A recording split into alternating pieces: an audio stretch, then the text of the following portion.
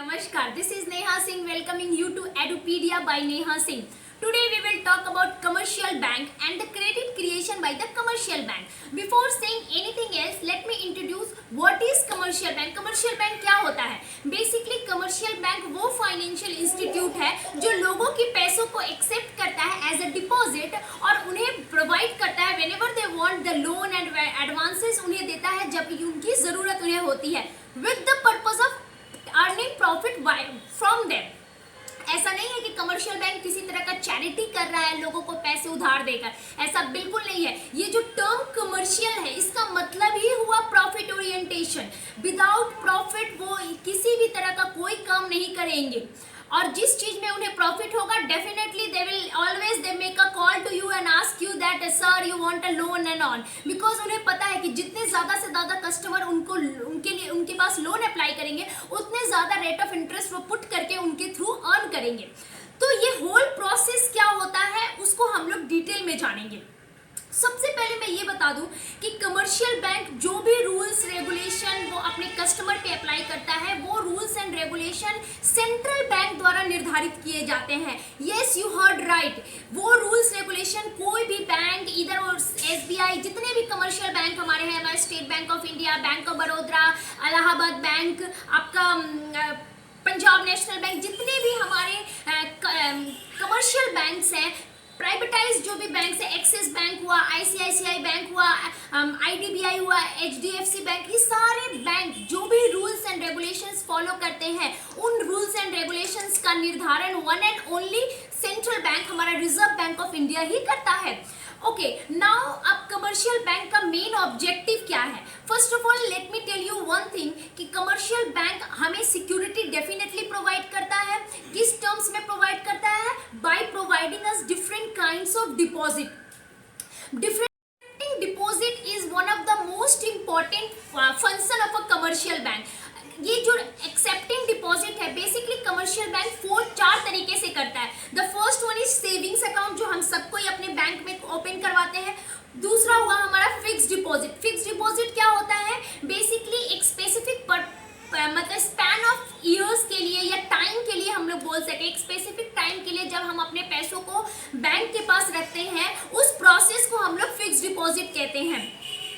उसके बाद हुआ हमारा रेकरिंग अकाउंट। रेकरिंग अकाउंट भी फिक्स डिपॉजिट से ही मिलता जुलता है, बट वो उसमें क्या है कि वो हम जो in case of fix deposit we definitely means we are bound to put our money for like 5 years, minimum 5 years, then 20 years, and then the depends on person's perceptions or their requirement। लेकिन in case of recurring account क्या होता है, हम लोग बहुत ही कम समय के लिए like 1 year के लिए अपने पैसों को सेव करते हैं। हम लोग मंथली वाइज भी पैसे सेव कर सकते हैं।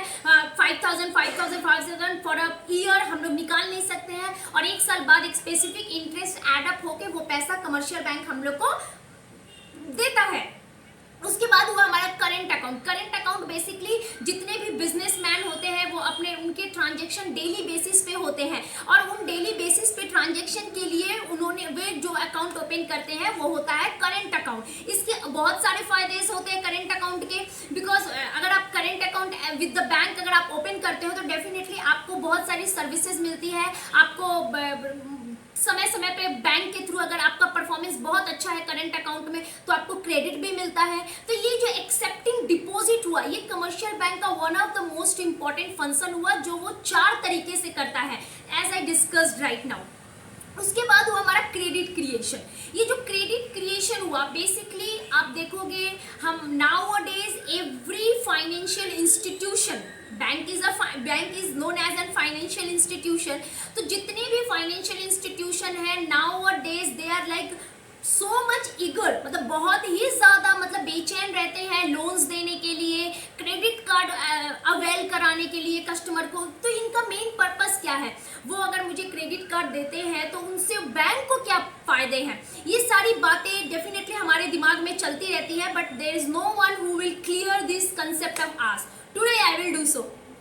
ओके, जो क्रेडिट कार्ड होल्डर्स जितने भी होते हैं डेफिनेटली बैंक हमें एक क्रेडिट कार्ड प्रोवाइड करता है और उसका अमाउंट लिमिट भी होता है। सपोज 20,000 हुआ तो अगर हम 20,000 का जो भी शॉपिंग या जो भी उसको यूज़ करें तो उसके ऊपर हमें एक स्पेसिफिक अमाउंट ऐड करके उसके बैंक को वापस करना होता है। ऐसा नहीं है बैंक हमारे साथ चैरिटी कर रही है, बैंक हमसे अर्न करने के लिए ही हमें क्रेडिट कार्ड प्रोवाइड की है कि वो मुझे वो कार्ड प्रोवाइड करे और उसके थ्रू वो अर्न करे। इवन कभी कभी क्या होता है, हमें पेमेंट रिसीव नहीं होता है, हम क्रेडिट कार्ड का बिल्स देने में बहुत लेट कर देते हैं, तो हमें फाइन भी देना पड़ता है। तो ये जो सारे फाइन हुए, फिर एक्स्ट्रा जो चार्जेस हुए, वो सब तो सब बैंक का एक तरह से प्रॉफिट ही हुआ।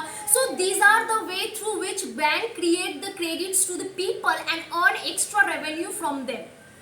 इवन जितने भी amount bank deposit as a deposit accept करता है फ्रॉम द कस्टमर, वो सारे पैसों को एक स्पेसिफिक रिजर्व रख के वो लोगों को एज अ लोन भी प्रोवाइड करता है। डिफरेंट टाइप्स ऑफ लोन, आजकल तो हजारों तरह के लोन अवेलेबल हैं, हर समय आपके फोन पे आता होगा एक call, sir do you want to take are you interested to take a loan and all. तो ये लोन सबसे क्या फायदे हैं, बेसिकली इन लोन पे वो एक स्पेसिफिक अमाउंट का इंटरेस्ट पुट करते हैं, और अगर आप 2 रुपया आपको देते हैं तो वो कहीं ना कहीं 3 रुपया, 3.5 रुपया, 4 रुपया आपसे रिटर्न करते हैं। डिपेंड करता है आप किस तरह के लोन लो, जैसे education loan, home loan, car loan, आप कहीं टूर पे जाते हैं तो उसका भी लोन मिलेगा, आप कोई शो देखने जा रहे हैं, हाई प्रोफाइल शो देखने जा रहे हैं, सेलिब्रिटी बेस्ड शो, तो उसके लिए भी आपको लोन प्रोवाइड किया जाता है। तो बहुत सारे तरह तरह के लोन है, मैरिज लोन होता है, एजुकेशन लोन होता है। सो डिफरेंट टाइप के लोन गवर्नमेंट प्रोवाइड करके and they are going to earn money from them, not government, sorry, commercial bank. So these are the functions which commercial bank perform and create in this way the credit.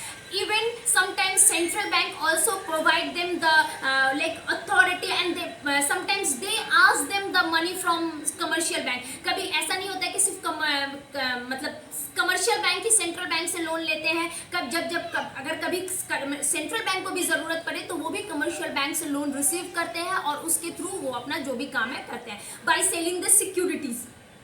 Again there is one more this LRR, that legal reserve ratio, which I discussed in my one of the video, the CRR and SLR. These are also determined by the central bank and which are imposed on the commercial bank.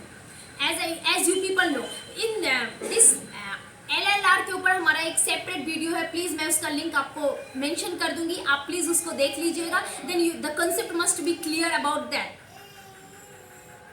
Again, by discounting bills of exchange also commercial bank creates credit. Now up to this much, I hope आपको समझ में आया होगा मैंने जो भी आपको समझाने की कोशिश की है.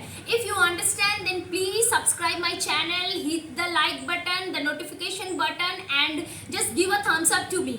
और अगर if you have any doubt, any queries regarding business studies and economics, please write down in my comment box. I will definitely make you people understand. Till that, Neha Singh is saying goodbye to all of you. Thank you. Have a nice day. Namaskar.